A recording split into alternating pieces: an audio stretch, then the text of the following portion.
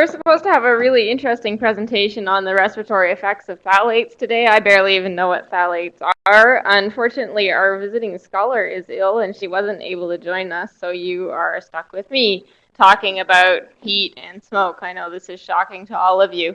Um, I've given a couple of presentations, both at Grand Rounds and our seminar over the last couple of years. One of them was on heat and one of them was on smoke. So I'm actually excited about this opportunity to tell you a little bit about the surveillance systems that we have built for these environmental factors in the province and how we were able to evaluate them over the summer of 2014. So there shouldn't be too much repetition here, and hopefully some new concepts for some of you folks who haven't thought much about surveillance and what it means and how we do it. So some of you know that I started at the BC. Oh, I didn't even introduce myself. I guess I probably should. I'm Sarah Henderson, the one who talks to you at the beginning of seminar most weeks. I am the Senior Environmental Health Scientist at the BC Centre for Disease Control, and I'm also an assistant professor here in SBPH at UBC.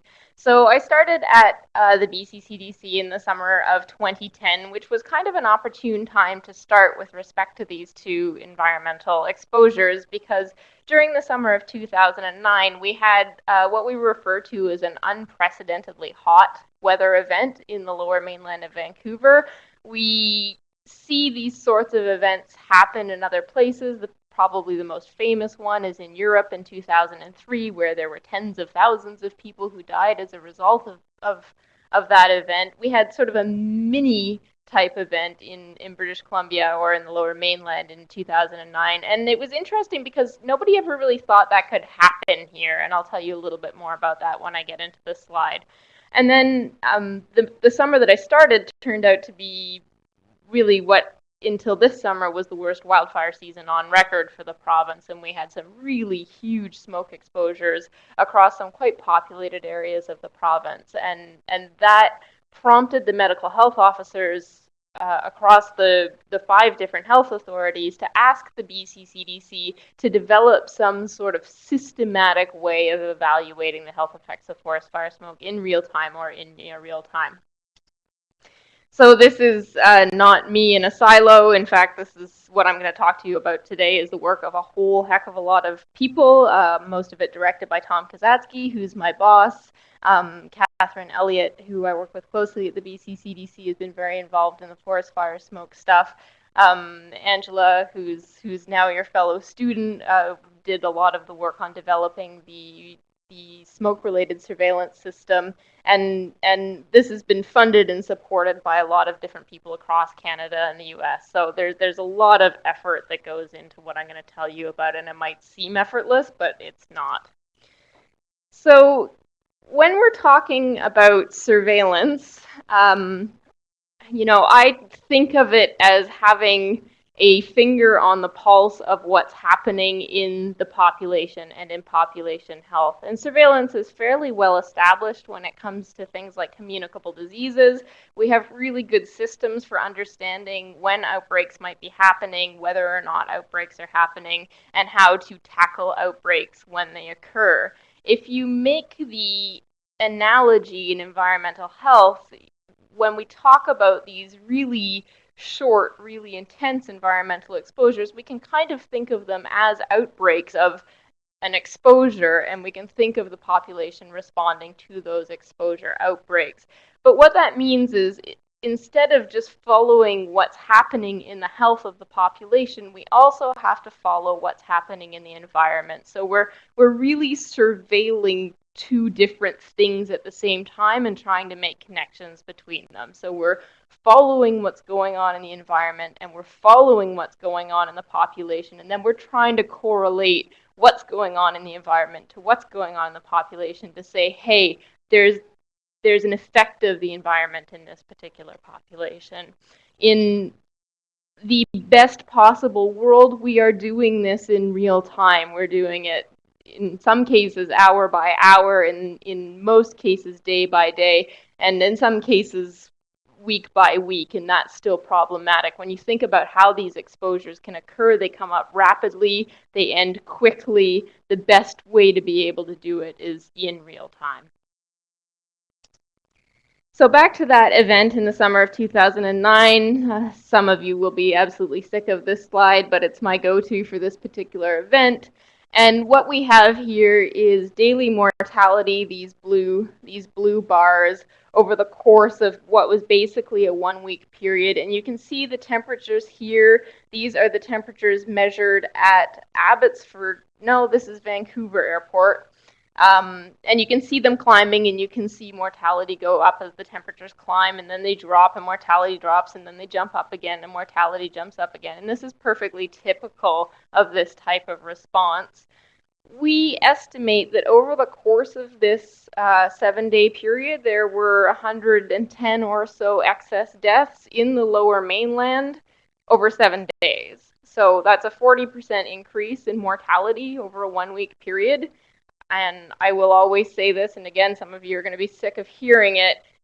I like to think of this in terms of what it would mean if this were an infectious disease, if there were 110 H1N1 deaths in the Lower Mainland in a 1-week period. Things would be going crazy. The media would be going nuts. It would be a state of utter panic.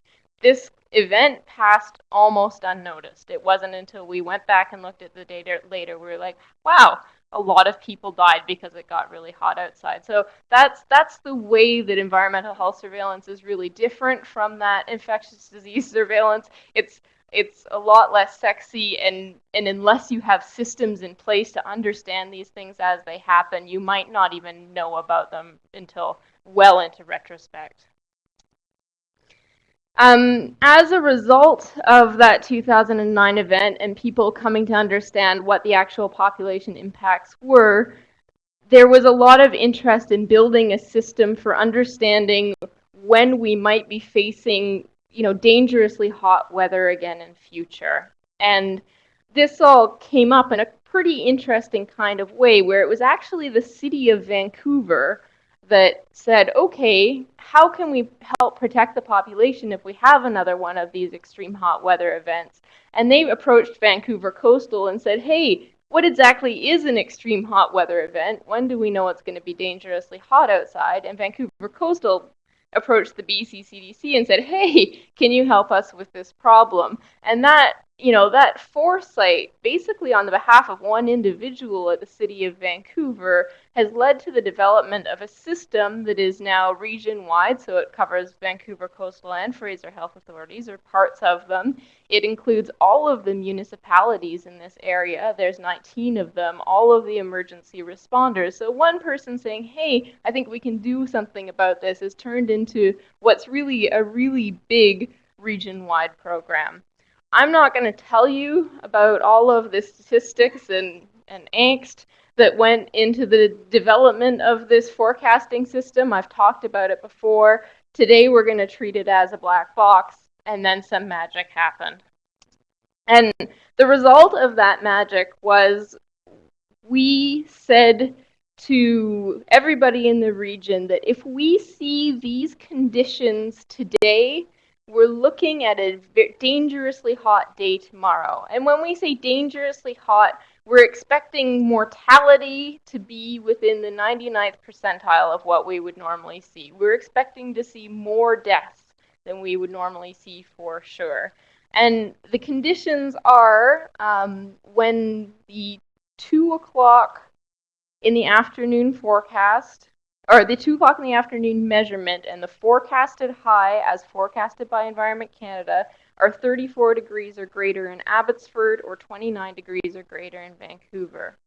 These aren't, if you're talking on a global scale, exceptionally hot types of temperatures. That means the actual maximum tomorrow at Vancouver might be around 34 degrees. It might be 36 or 37 in Abbotsford. Those are laughably low temperatures to be considered extreme heat in most parts of the world. But in a temperate region like Vancouver, where most of us are used to our 22 to 25 degree summer days, that's pretty hot, and where very few of us have air conditioning to help us protect against these types of events. So that system became operational, those definitions, as of the summer of 2011. That's what I first started working on in 2010. So it has been operational through 2011, 2012, 2013, 2014 at this point. We've had 4 years of those definitions, and in those 4 years, we have never once called a heat health emergency. We've come close a couple of times, but we haven't called one for various reasons, and I'm going to tell you about those reasons. One of the really important things to do when you've developed a system like this is to be able to evaluate it. So we haven't called a heat health emergency. Have we made the right decision? We need to have the data available, both retrospectively and again in real time, to inform us about whether or not we're doing the right thing. And when it comes to talking about temperatures, the best information that we have available to us is information about mortality. We know hot temperatures can affect health over the entire spectrum, but we know that mortality is kind of the key indicator of whether or not one of these events are happening. So we receive daily at the BC CDC a feed from Vital Statistics that tells us about what they know, what deaths have been registered for the province every day. And here I've got this little cartoon, basically to keep you thinking about the fact that most of these administrative data systems are not up to date all of the time. It takes a while for them to be populated with data. So what happens is you died yesterday. Well, you didn't because you're here, but you could have died yesterday, and your death could have been registered on the same day that you died, but that's pretty unusual. Normally it's going to be registered within a few days, and we expect the data to be fully populated within about 14 days for the most part. Unless the coroners really need to get involved in a death, we expect everybody to be there within 2 weeks. We don't actually expect many deaths on this morning. We don't expect to have many deaths from yesterday already having been registered. And I'll demonstrate this for you a little bit better. So this is the kind of data that we're talking about. And when I say T1, I mean the morning after. So the feed that we get today reflects what they knew to the end of yesterday. And here you can see on that T1 day, in most cases, there's been 1 death registered or 0 deaths registered. This 3 that I've drawn a circle around here is an anomaly, and I'm going to talk about it more in a little bit. And then you can see as the days tick by, these data get populated. So this particular day, the deaths for Friday, the 27th or the 25th of July, we had all of them by the time the 1 week rolled around. It didn't change, but sometimes it takes a little bit longer. And understanding the underlying process for this and trying to be able to model the underlying process for this is a fundamental part of the other side of this surveillance system that we have in place. So like I said, we're always monitoring what's happening with the environment. That's the thing I already talked about, those temperature thresholds. Now we're also monitoring what's happening in the data. And this is pretty statistically heavy, and I'm not even going to go into it here as much as I did a couple of weeks ago at the BC CDC. But what we're trying to do is something called nowcasting. So we're trying to take the data available as of this morning to understand when yesterday reaches 2 weeks from now, what the probable value of the number of deaths of yesterday was. So as of this morning, we might know that there's 0 or 1 or 2 or maybe 3. What are we going to know 2 weeks from now? Or what might we know 2 weeks from now? So we have this fairly sophisticated model that pulls in all the data every morning, tries to calculate this, and spits out an estimate based on what's happening. And there are 2 different ways that this system can trigger an alert to us about the fact that something might be happening. One of them is if that number of observed deaths this morning for yesterday is 3 or greater. That's why I had that 3 circled on the slide a couple of slides back. That's really unusual. It doesn't happen very often. It's kind of a flag that yesterday might have been a funny day. And then when the nowcasting model estimates that at 2 weeks from now there's going to be we're going to see 54 or more deaths on that day, we get an alert again, because that's within a high range for what we would expect in the lower mainland on any given day. So there's 3 different ways that we can, between the municipalities, the health authorities, the BC CDC, and Environment Canada, trigger a phone call at 2:15 on a summer afternoon that might call tomorrow as a heat health emergency. One of them is those temperature thresholds. One of them is if we saw an unusual number of deaths already registered for yesterday, and one of them is if we expect to see an unusual number of deaths once the data are complete. When that phone call happens, a whole bunch of people pile onto a conference call. We talk about the situation, we talk about what we're seeing in the data, in the environment, and we make a decision. So far, we have only had that phone call twice in those 4 years that we've had this system operational. One of them was on August 16th of 2012. Again, that's when we saw those 3 deaths already registered for the day before. And we decided not to call a heat health emergency. It was quite hot, as you can see. There was a hotter period a little bit earlier in the summer, but quite hot here as well, and a little bit of indication that the heat might be sustained. But when we got on the phone with Environment Canada, they said stand down. We expect the weather to change. We expect things are going to cool down fairly rapidly, and they are the experts in this field, so we take their opinion. And you can see that things did cool there. So even though there might be a little bit of uptick in mortality compared with what we expect on a daily basis, that's 42, we're not seeing the kind of extreme excess mortality that we saw in 2009. It's well within the range of sort of noise that we would normally expect. The other one was in July of 2013, and on this occasion, we very nearly triggered the system based on the temperature thresholds. And Environment Canada had called us a couple of days before to say, hey, we think we're moving into a system of, again, unprecedentedly hot weather, something quite similar to that system that we saw in 2009, and we think that you guys should be on alert. So in this particular case, our nowcasting system actually estimated a value of 56 deaths for that particular day, and we all got on the phone at 2:15 in the afternoon, and once again, Environment Canada said, hey, the weather's changing, we think it's going to cool down quite rapidly, and you can see again that it did cool down quite rapidly. Again, there's a little bit of spike in deaths. Our nowcasting system actually did a pretty nice job of estimating what that was actually going to be. I think it's 54, and we estimated 56. So it's a high mortality day for the region, but not that sort of sustained high mortality that we saw in 2009.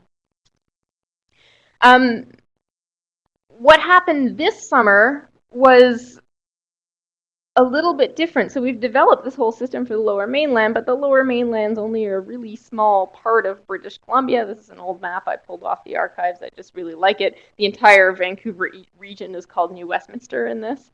And there's a lot of BC filled with the rest of the 50% of the population of the province. And this system has sort of been the envy of other parts of the province, and Tom and I really wanted to start providing services for the rest of our stakeholders. So we went forward in developing a couple of new mechanisms for distributing information. One of the challenges with these less populated parts of BC is you don't have a lot of deaths on any given day, so you can't really develop those sort of statistically robust models around what may or may not happen when you're expecting 0 deaths or 1 death or maybe 2 deaths. And I'll show you some data in a second for how these things look.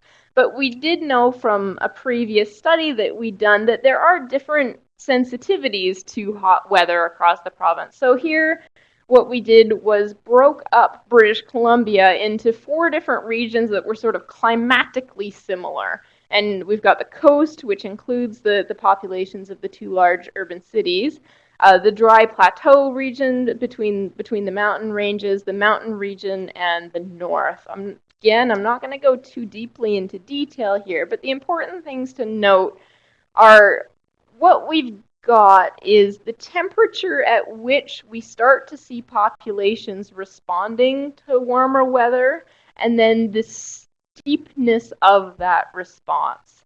So on the coast, we see populations, once it gets over about 18 degrees, we see an association with more deaths as the temperatures increase. And at a temperature of 30 degrees, we're looking at about an 18% increase over the average mortality on a given summer day. In the dry plateau, where things are typically very hot in the summer, I'm sure most of you have been there before, we don't see this response till about 23 degrees, and we're only looking at about a 4% increase in mortality on a 30-degree day. So that population is really quite well adapted to dealing with these hot temperatures. In the mountain, we see a response earlier, but we don't see a lot of steepness there. It's not something we've dug into very much, but we do know that elevation is an important mediating factor in temperature and population sensitivity to temperature. And then the key message here is the north, where that population starts responding to hot weather quite quickly, about 14 degrees, and the response is even steeper, although the confidence intervals are much wider than what we saw on the coast here, almost a 20% increase on those hot days. So we wanted to be able to account for this in what we were producing. And what we started to do this summer was to send out these very simple plots across the health authorities to the MHOs of interest, just showing on a day-to-day basis what those temperature and mortality trends were for the region. So anytime there is a high temperature over 25 degrees, this plot automatically gets sent to the MHOs for Fraser and Vancouver Coastal Health. And this is the summer of 2014. You can see we didn't have a lot of heat through the lower mainland region, and mortality looks pretty normal. It's just bouncing around that average line there.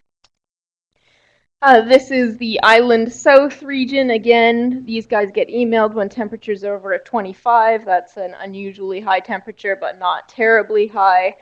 We do have this day here where there's quite a lot of mortality. It's not actually associated with a higher temperature. Not really sure what was going on there. Northern interior, so this is the Prince George region basically, and you can see the average number of days in these communities is quite low, around 2. In this case it's 3. Again, no real strong visual correlation, and that's really all that we're looking here, is that visual correlation between the mortality and the temperature. Okanagan, where we don't expect to see a lot of mortality when temperatures are high, and what we're seeing here, maybe a little bit of something here, but that's not unprecedented type of mortality for the region. And then we get to the Thompson-Cariboo. So things got very hot quite early in the summer of 2014. This is relatively early in July. And, it was 40, 41, 42, 43 degrees in Kamloops, Salmon Arm, and that area. So pretty high temperatures, even for a region that's relatively adapted to 36, 37, 38. And what we see during this hot period is, a spike in mortality on this day. It's not sustained, but it's there, and it's unusual, and it's historically unusual. We went back to check it. So what we're in the process now of doing is digging into that a little more, but I'll tell you a bit about it. So of those 14 deaths, 7 of them were in people under 65.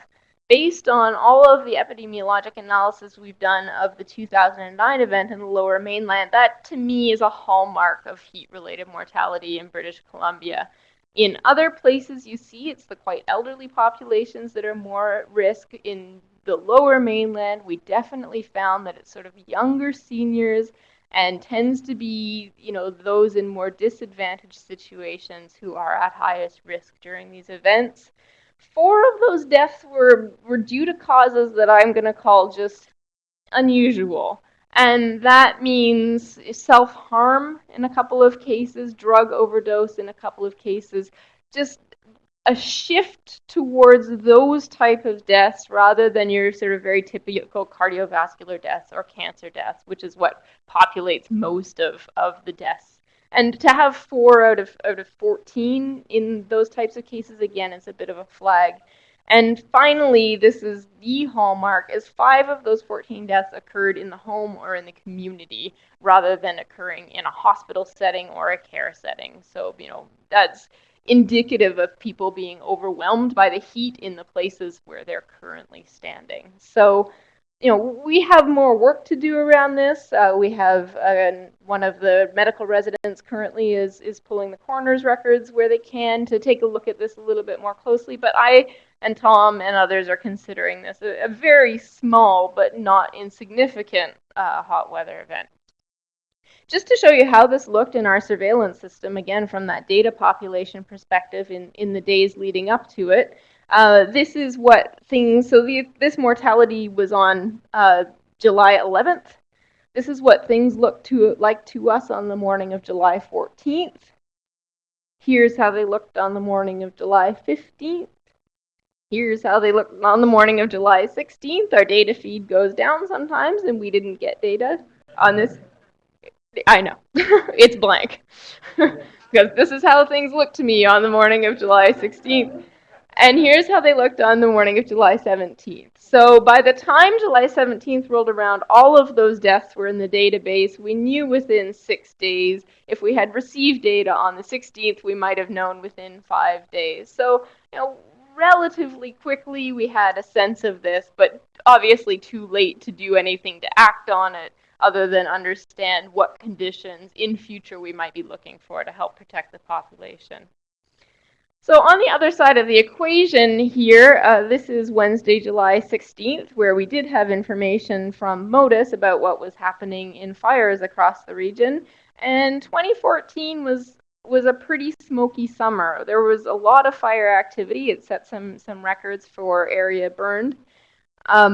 It was different from that really bad season of 2010, where the smoke was quite a bit more diffuse across the province. We didn't have some of the really high air pollutant concentrations that we saw during 2010, but we did have some sustained moderate to moderate high exposures. And you can see in this picture, there's just a lot of smoke. A lot of it is being generated in British Columbia. It's being entrained down those valleys. And in this case, a lot of that smoke off to the right in Saskatchewan is actually being pulled down from the huge fires that were burning in the Yukon. So it was a smoky summer for Canada in general. When we started trying to build the surveillance system for forest fire smoke, we looked at a bunch of different streams of data that might be available to us in a timely manner to understand what the population impacts were. One of those streams of data is basically just outpatient physician visits for causes related to asthma. And this is actually a figure from my thesis, which really easily and simply demonstrates that when there is more smoke in the atmosphere, there are more physician visits related to asthma in the population. So this was PM10 measured in Kelowna during the summer of 2003, which was a really bad year for that region. And you can see that these two things track quite nicely along. When we started this development in 2010, I had started reading about some of the other sources of data that we could use for real-time surveillance, things like ambulance data or hospital ER data, not admissions data. Those tend to take quite a long time to be generated, but emergency room data are different. And one of the books I read, something struck me, which said pharmaceutical data are often the key, the thing that will show up first, because so many people in the population are going to use pharmaceuticals, especially when it comes to respiratory diseases. So we went to PharmaNet and said, okay, can we please have just some very simple data on the number of medications dispensed for respiratory illnesses? And what we ended up with, and what you see in this figure, is dispensations of salbutamol sulfate, which is basically the puffer that any asthmatic is going to use if they're having an exacerbation of their condition. And you can see that when smoke goes up, dispensations of puffers go up. Those are the orange lines. This is the smoke here in black. We've got some very high concentrations, as you can see. As the season goes by, the relationship seems to change a little. Even though the smoke is much higher here, the dispensation number is lower. And that, this is not an indicator of a real health effect in the population, but it's an indicator of asthmatics at least being sensitive to the fact that there's smoke in the population and maybe just going to refill their medications even if they aren't using them. Some more magic happened. Again, I'm not going to go into the statistical details of what I'm going to show you next. You really probably don't even want to know. But over the course of a couple of years, we have developed and refined a surveillance system for looking at smoke and looking at asthmatic impacts across British Columbia. It's called the BC Asthma Monitoring System, BCAMS for short. That's what I'll be calling it from here in. And on any given week when things are just sort of ticking along, all of the medical health officers in each health authority receive a report that looks like this, and I'll walk you through the pieces of the report.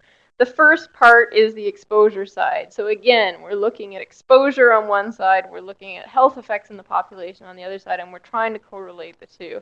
On the exposure side, we have a few different lines on this plot. One of them is the average of all measured PM 2.5 concentrations in the region. The other is the estimates we derive from a smoke model for the region that Angela built. I'm going to tell you a bit more about that model in a second. And the third green line is forecasts from the Blue Sky Smoke Forecasting System. So rather than talking about direct measurements here, what they do is they take all of the fires that are burning in the province, they take estimates of what the meteorological forecasts are going to be, and they blow that smoke around this province and try to estimate where the impacts are going to be. So we've got the forecast 2 days in advance for those impacts. That would be what we're trying to know here, and what Angela worked on for her master's thesis, is whether or not those forecasts are actually useful from a public health perspective, because it sure would be handy to be able to say, hey, just go look at the forecast. 2 days from now, your community is going to be socked in smoke. That's good to know. But if 2 days from now that doesn't actually happen, that's also good to know. So one of the things we've been trying to do for a few years now is evaluate the utility of these forecasts. So the model that Angela developed, it takes those measured concentrations from across the province, and you can see one of the limitations of the measured concentrations is they don't happen everywhere. They cover, 75% of the people in the province for the most part, but what they don't cover is the people who might be in the most smoke-impacted areas because they're living in rural or remote places where fires are most likely to happen. So we do want information about those unmeasured populations. It combines those data with the aerosol optical depth, which is measured by a remote sensing instrument, information about what fires are currently burning and how hot they're burning, because that's going to be related to how much smoke they're putting out. Our friends at the Hazard Mapping System in the US actually take a bunch of different remote sensing images and draw smoke plumes to understand where the smoke impacted areas of North America are, and so we steal those from them. And then a measure of the meteorological conditions as expressed via the venting index, which basically just tells you how well mixed the atmosphere is, how quickly we expect smoke to clear. So that model gives us spatially resolved maps of smoke across the province instead of these point estimates. And in much the same way, Blue Sky gives us spatially resolved predictions of what's going to happen across the province. So those are the three indicators of the exposure. And as of the end of this year and into next year, we have a fourth indicator, which is a forecast from the Environment Canada firework smoke forecasting system. So now we have two smoke forecasting systems operational in Canada, and that's fantastic because both of them are going to have strengths and weaknesses that we can use. And then on the outcome side, we can run BCAMs with two different measures of population impacts. One is those physician visits for asthma, and the other is those salbutamol dispensations. In either case, we're taking the historical data, we're running it through a statistical algorithm I don't even want to talk about, and making estimates of what we expected to see, that's this black line here, and comparing it with what we actually saw. So you'll hear this kind of terminology a lot, the expected and the observed, the expected and the observed. And when the observed counts are well beyond the range of what we would have expected, beyond the 99th percentile or the 99.9th percentile, we're triggering an alert. Again, when we're talking about these physician visit data, we have this data in the past problem. So the BC CDC receives a feed every morning of what's been happening up until the end of yesterday, but some physicians are going to bill, if they're in a big practice or what have you, they're going to bill yesterday for everybody they saw yesterday. Some physicians, if they've got a small practice, might only bill once a month. So it takes a long time for these data to get populated. Not quite as long as the mortality data, but still about a week till we expect those data to be fully populated. And that has implications for what we can do with the data, and I'll show you that in a second here. Oh, I'll show it to you right now, apparently. So what I want you to keep your eye on is this event right here. This is from the Northern Interior region again, so that Prince George area. Measured concentrations are up around 60 micrograms per meter cubed. Nothing compared to the 210 that we saw in Williams Lake in that earlier slide, but still, a fair bit of air pollution for a region that would normally be down around 10. And we've got the PM monitor showing that pretty clearly. We've got our model showing that pretty clearly. Blue Sky just missed this. So, there's problems there, and that's something that the Blue Sky team is working on. But obviously, we wouldn't have wanted to believe Blue Sky in this particular situation. And then here's what these MSP data look like on day one when we first receive them. So in these cases, the data are probably quite populated, but here around this event, we're still missing a lot of information. When we move to the next day, we've started to fill this in quite a lot, but still we're not seeing the effect of this event. Move to the next day. This is, this is a limitation of the algorithm here. If we parameterized it a little differently, which we might end up doing next year, that black line might have been a little more consistent with these two, and we might have been seeing this as an alert, but we're not seeing it right now. Move to day 4, we start seeing some unusual alerts. Day 5, that one's sticking out. Day 6, we got a couple in there. Day 7, and things really stabilized here for us around day 7. So even when the data were fully populated, this is exactly how this thing looked. Then when we compare this to what we saw from the salbutamol data, and the salbutamol data are up to date in real time. This is a fantastic data source from that perspective. So you go to the pharmacy, you get your prescription, and that gets logged to PharmaNet right away. That in itself is fantastic. There's a lot of potential there to do great things with those data. The limitation is that the PharmaNet database is actually held and managed by a private corporation that then delivers the data to the Ministry of Health on a regular basis. That regular basis used to be once a week. It's recently moved to once every 2 weeks because this is an expensive thing to do apparently, and the ministry is trying to save a little bit of money. So even though the data are complete and theoretically available in real time, they are not practically available in real time. Having said that, if they were, that's what we would have seen as this event unfolded. So, a clear and consistent increase in salbutamol dispensations during this smoky period. Kathleen McLean's been working on this, and this is actually early results, so there's been some updates, but the gist is about the same.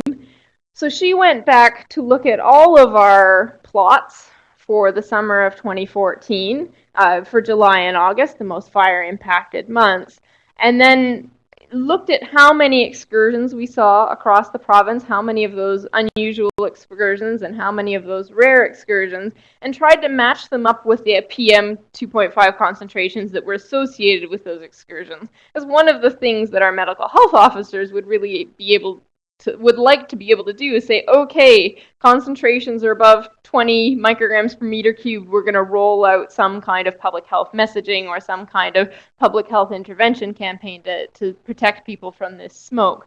And what you see is when we compare the number of excursions to concentrations either measured or modeled by that BC-CDC model, they fall across all categories of PM 2.5 concentrations, but those really rare red excursions do tend to happen in the higher concentration categories. These are for those salbutamol excursions alone. I haven't showed you the ones for the asthma physician visits. And then when we look at this with respect to the blue sky and the firework forecasts, we see again that the excursions can happen anywhere, and a lot of them happen in this 0 to 5 range. What Kathleen's working on right now, and I should have included but I didn't, is the number of times that either of these forecasts estimates concentrations in that range where there are not excursions and there are a lot of them. So it's not like we can say, hey, these things are forecasting some smoke, there's going to be a problem. It's not like that at all. It's just really kind of messy with respect to when these excursions occur. But the consistent message seems to be that the population does start being impacted at relatively low concentration. So if we go back to this slide, 25 micrograms per meter cubed or 10 to 25 micrograms per meter cubed are pretty mild increases in air pollution, and we see those responses right away. So my real message out of all of this, and you've probably got it already, but I'll just hit you over the head with it one more time, is that the timeliness of data are of utmost importance. The timeliness of health data are of utmost importance when you're trying to do good and meaningful environmental health surveillance, and that's definitely the challenge that we have faced most. In some cases, there's nothing we can do about that challenge. We tackle it with the vital statistics data by trying to run these nowcasting models. We might try to tackle it with the MSP data by taking the same approach in the coming season.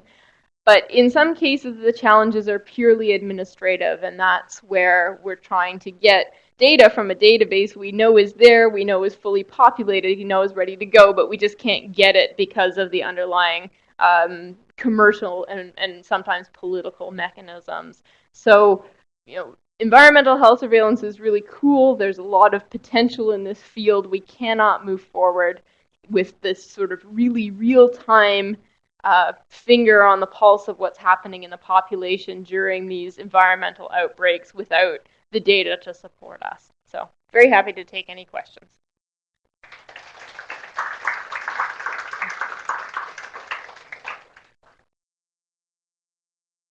Yeah. Oh, we have to hand the microphone around. Somebody else can hand the microphone around. Ed.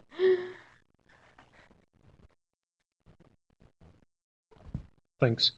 Did you notice anything in your data that would suggest that there might be a protective effect when you get a sequence of hot days in a row. I was looking at some of your charts, and your correlation between your deaths and high temperature seems stronger earlier, and then it got progressively weaker. Are people taking precautions when they get rapid sequential hot days? There's quite a bit of evidence from around the world to indicate that the first few hot days of a summer, so in June, as we're coming into summer, temperatures of 28 might have a big effect, but when we get to July, temperatures of 34 might not. So that first exposure to heat as you're coming into the summer kind of jars the system a little, gets people to get their air conditioners fired up, maybe. I don't know if the underlying processes are well understood, but your observation is very sound. That's well understood.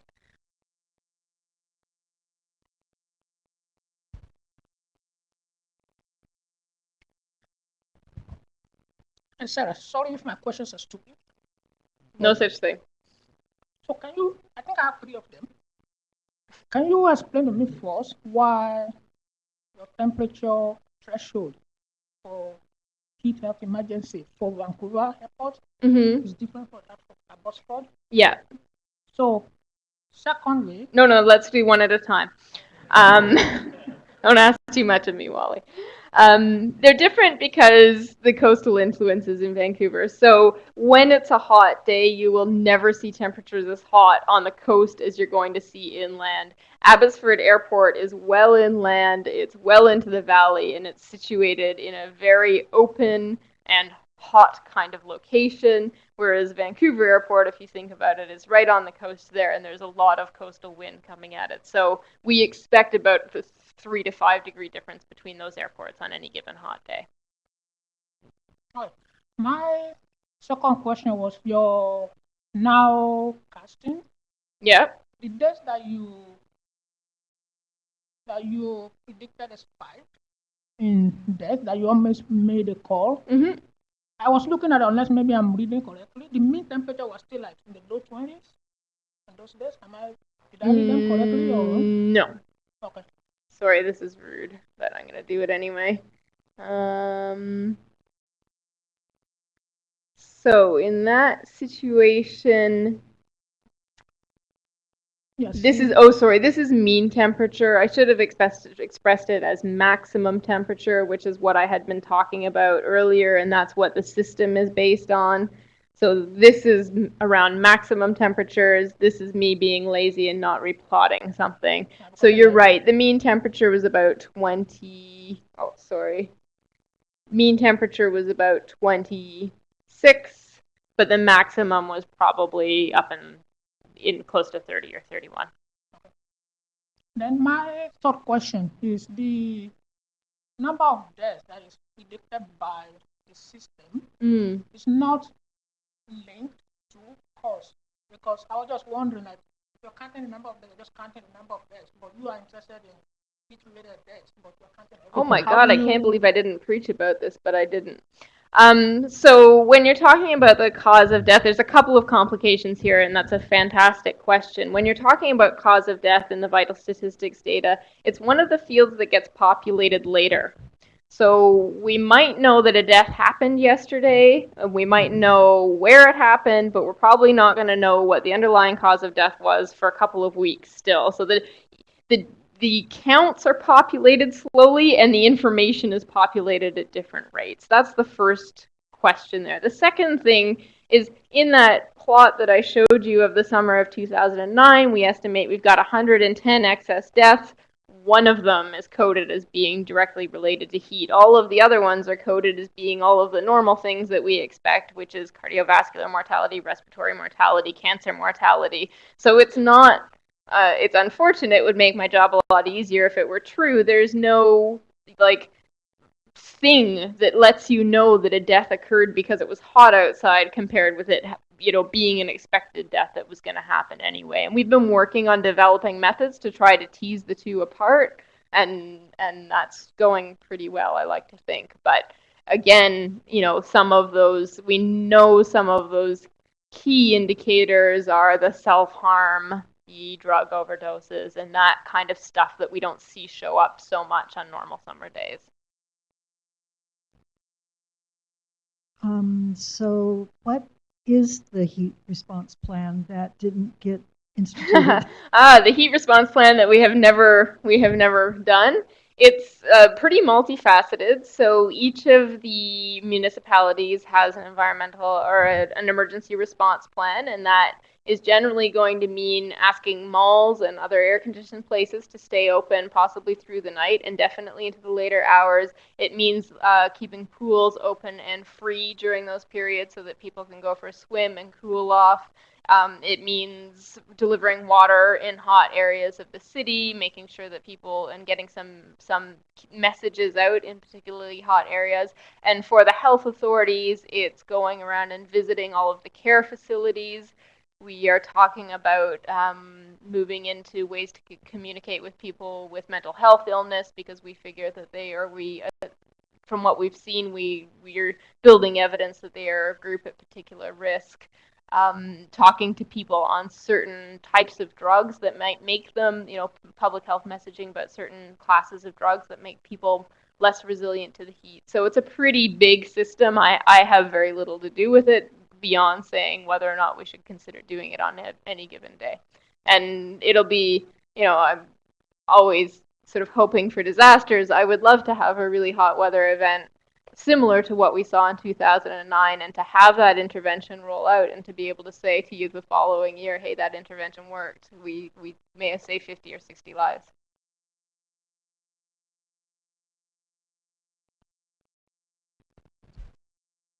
Do you survey for excess deaths in winter due to cold spells? And if so, what do those look like? That's another really interesting question. We have started looking at cold weather mortality. It's not a project that I've worked on too much, but we had somebody with us from FAC for a couple of years, and she took on a lot of it. And it's a very different kind of a picture. So we do see increases during cold weather, and when we dig down and look at the hypothermia deaths especially, there's a lot more deaths coded as hypothermia than there are as hyperthermia. It's a kind of a sad picture where we see, a lot of middle-aged men who are, by what we can tell, drinking too much or taking too much drugs and going out into temperatures where they're not going to be resilient. So there's a lot more work to be done in that area, and we're working on it, and it's a fascinating question, but we're not there yet.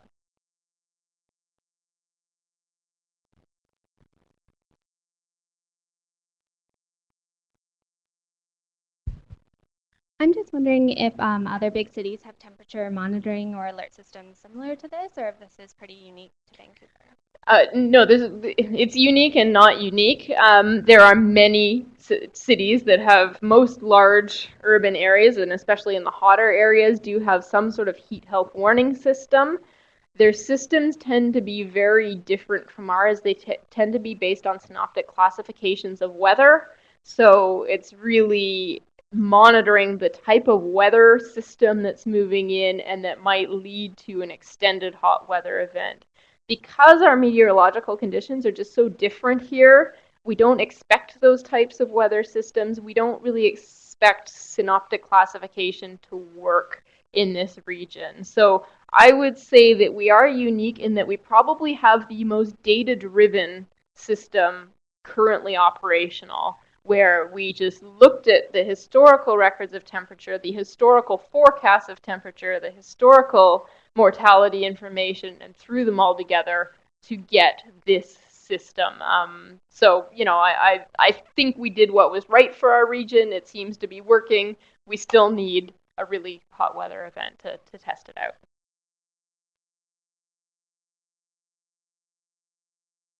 Okay, I think we're done. Thank you very much, everybody.